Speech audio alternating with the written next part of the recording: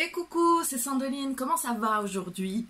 Je vous retrouve pour une nouvelle vidéo d'exercice, une nouvelle vidéo d'exo-tarot que vous retrouvez entre chaque vidéo d'apprentissage du tarot. Ces vidéos, si vous les avez manquées, vous pouvez les retrouver en allant sur ma chaîne et dans la playlist qui va y être dédiée.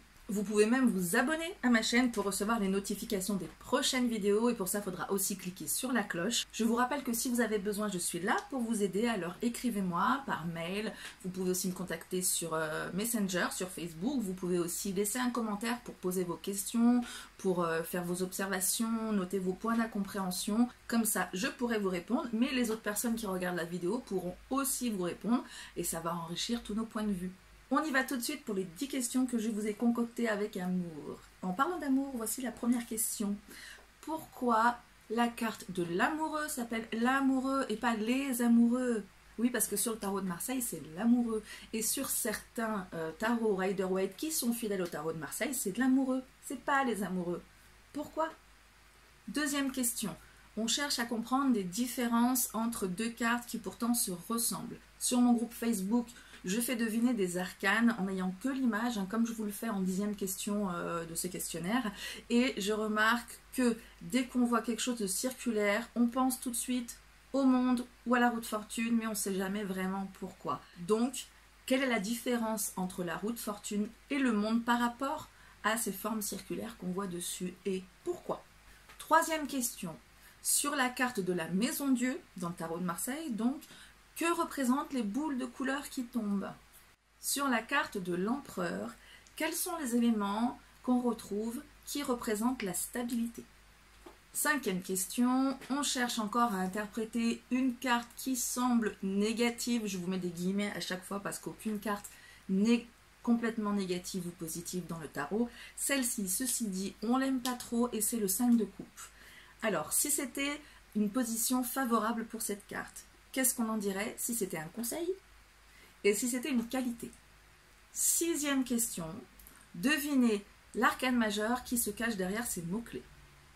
Enseignement, sagesse, foi, guide, tradition, bénédiction. Septième question, trouvez-moi des cartes qui soient majeures ou mineures dans le tarot qui peuvent signifier l'immobilité. Et expliquer pourquoi. Le tout, c'est que vous compreniez pourquoi vous choisissez ces cartes.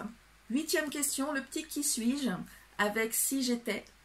Si j'étais une qualité, je serais l'habileté ou le talent. Si j'étais un défaut, je serais le mensonge ou l'entourloupe. Si j'étais un lieu, ben je serais une place de marché, un stand dans un marché, justement une place publique, une foire. Et si j'étais un personnage, je serais Houdini. Ah, là c'est facile du coup, hein. Alors qui suis-je? Et dixième question, quel est cet arcane et pourquoi? C'est-à-dire donnez-moi les éléments visuels qui vous permettent de repérer cette carte. Et voilà pour les questions. Pour le corriger, c'est comme d'habitude, vous pouvez l'obtenir par téléchargement en cliquant sur le lien dans la description. Ce faisant, vous aurez le temps de réfléchir à ces questions, de répondre tranquillement, et puis vous aurez un document écrit que vous pourrez conserver, télécharger, sauvegarder et même imprimer si vous avez envie. Pour le télécharger, je vous le redis, vous allez être mené sur mon site, sur lequel vous aurez la possibilité de vous inscrire à la newsletter. Alors, pas besoin de vous inscrire à la newsletter pour pouvoir télécharger les contenus gratuits que je vous propose. Je ne vous prends pas en otage, ce n'est pas une condition. Vous vous inscrivez uniquement si vous avez envie de rester en contact avec moi pour pouvoir recevoir les news, les astuces, les contenus gratuits que je mets à votre disposition. Et ces news, c'est promis, je ne vous les envoie qu'avec parcimonie. Mon but, c'est pas de vous inonder pour que vous vous désinscriviez, c'est de rester en contact avec vous, tout simplement.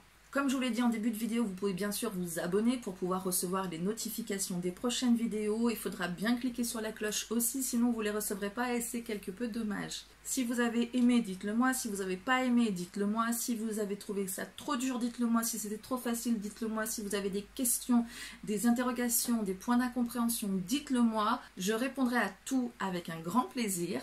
Il ne me reste plus qu'à vous souhaiter plein de bonnes choses parce que ça y est, on arrive à la fin de cette vidéo. À vous faire plein de bisous aussi, ça j'y tiens. Et à vous dire à très bientôt pour la prochaine vidéo. Ciao!